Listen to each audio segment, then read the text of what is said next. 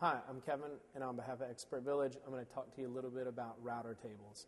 With a router, there's many jobs you can do handheld, but if you mount a router to a table, you're really able to do a lot of things you can't do with a handheld router, and those that you can, you're able to do them faster and better.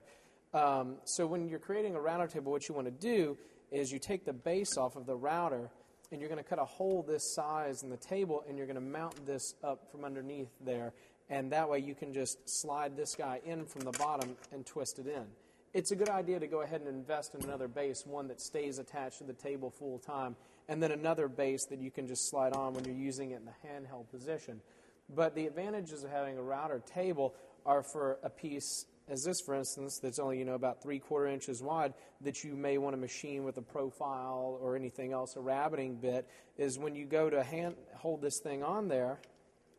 it's going to be